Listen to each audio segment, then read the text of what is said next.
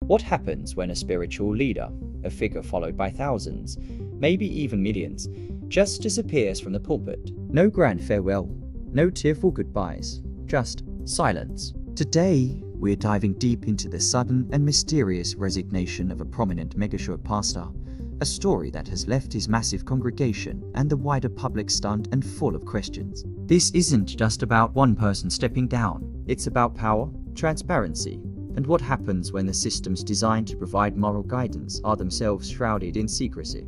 For years, this pastor was more than just a preacher. He was a celebrity, a best-selling author, a conference headliner. His sermons reached millions online. His face was synonymous with a modern, influential brand of Christianity. Every Sunday, thousands would pack into his state-of-the-art auditorium, drawn by his charismatic delivery and what they felt was a direct line to spiritual truth. His church wasn't just a building, it was a community, a movement, a global empire built on faith and media savvy. Then, one day, he was gone. The announcement came not from the pastor himself, but through a brief, carefully worded statement from the church's board of elders. It was posted late on a Friday evening, a classic move for releasing sensitive news. The statement was a masterclass in saying a lot without revealing anything. It mentioned the pastor was taking a leave of absence to focus on his family and would be stepping down from his pastoral duties indefinitely. It thanked him for his years of service and asked for privacy. That was it. No reason, no context, no timeline. For a community built on personal testimony and shared vulnerability, this corporate-style communication felt like a slap in the face. The silence was deafening. Immediately, the speculation machine went into overdrive. Social media, online forums, and Christian news blogs lit up with theories. Was it burnout? A moral failing? A health crisis? Financial impropriety? The lack of information created a vacuum, and human nature, as it always does, rushed to fill it. People who had dedicated years of their lives, not to mention a significant amount of their income, to this church felt betrayed. They deserved to know why the shepherd of their flock had suddenly abandoned them. Was he pushed out? Did he jump? And why were the leaders who remained so tight-lipped? This is where the story gets even more complicated. You see, in the world of independent, non-denominational megachurches, accountability can be a very tricky thing. Unlike traditional denominations with established hierarchies and oversight bodies, many of these churches operate like independent corporations, with the lead pastor as the CEO and a board of elders often composed of loyal friends and hand-picked allies. This structure can lead to explosive growth and innovation, but it can also create an echo chamber where the lead pastor is insulated from criticism and real accountability. When a crisis hits, the instinct is often to protect the institution, the brand, and the reputation of the leader, rather than to be transparent with the congregation that forms its very foundation. Let's look at the patterns we've seen in similar situations. Time and time again,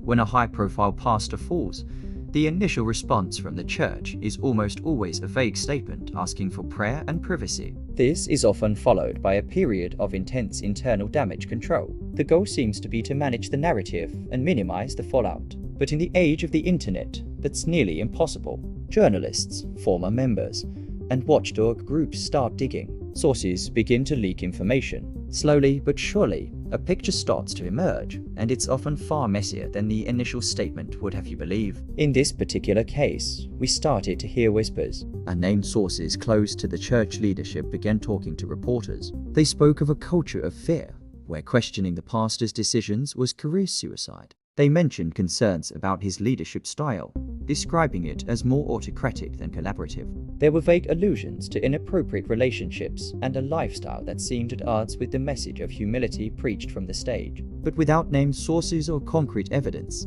it all remained in the realm of rumor and conjecture, fueling more confusion and division within the community. The church, for its part, doubled down on its message of unity and moving forward. Guest speakers were brought in. The worship music was as powerful as ever. The remaining pastors urged the congregation to trust the leadership and to guard against gossip. But for many, this felt like spiritual gaslighting. They were being told to ignore their valid questions and to simply have faith in a process that was completely opaque. It raised a fundamental question.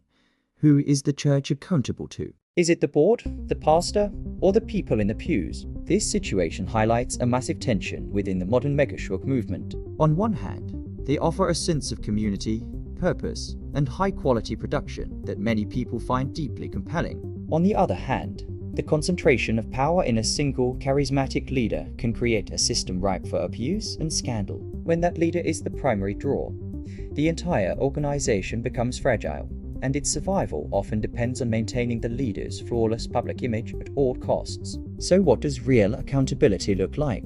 It starts with transparency. It means treating congregants like partners in the mission, not just consumers of a religious product. It means having a truly independent board that can provide genuine oversight and is willing to ask tough questions, not just rubber stamp the pastor's decisions. It means creating clear, safe channels for people to report concerns without fear of retribution. And when a leader fails, it means telling the truth, even when it's painful and embarrassing. The truth is the only path to genuine healing and rebuilding trust. Covering up a problem doesn't make it go away. It just allows the infection to fester and spread. The fallout from this pastor's silent departure will be felt for years. Some members will leave, disillusioned with the church, or perhaps with organized religion altogether. Others will stay, choosing to place their trust in the remaining leadership and hope for a better future. The church itself will likely go through a rebranding process, trying to distance itself from the controversy and establish a new identity. But the questions will linger. What message does it send when a leader can simply vanish without explanation? It suggests that the institution is more important than the individuals it claims to serve. It reinforces the idea that powerful men are protected by systems that prioritize reputation over righteousness. And it leaves thousands of people who invested their hearts, their time, and their money feeling lost and betrayed. They weren't just following a pastor. They were following what they believed he represented. And when that representation is shattered, the collateral damage to people's faith can be immense. This isn't an attack on megachurches or Christianity. It's an examination of a flawed system that we see repeated across various institutions, both religious and secular. Power, when unchecked, tends to corrupt, and secrecy is the soil in which corruption grows best. The story of this pastor is a cautionary tale for any organization that places one person on a pedestal. No leader is infallible, and no institution should be above scrutiny. The health of a community is not measured by the charisma of its leader, but by its commitment to truth, humility, and accountability, especially when things go wrong. As the dust settles, the real work begins. For the congregation left behind, it's a time for discernment and asking hard questions. For the wider church world, it's a moment for reflection on leadership models and the cult of celebrity. We need leaders who are not afraid to be held accountable, who see transparency not as a threat, but as an essential part of an authentic spiritual journey. Until then, we'll continue to see these stories play out, with each one leaving a trail of broken trust and wounded faith in its wake. The silence from the top may be intended to create peace, but all too often, it just creates a void where doubt and disillusionment can thrive. Thanks for watching. What are your thoughts on this? Have you seen something similar happen in a community you've been a part of? Let's discuss it respectfully in the comments. And if you found this video insightful, please give it a like and subscribe for more deep dives into the topics that shape our world. See you next time.